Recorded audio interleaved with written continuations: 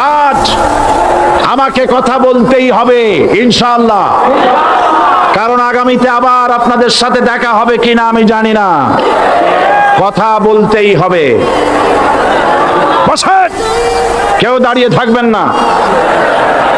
আমি দেখতে পাচ্ছি বাংলাদেশের ভাগ্য আকাশে উত্তর গগনে কালো মেঘ জমা হয়েছে, ঝড়ের পূর্বাভাস লক্ষ্য করছি।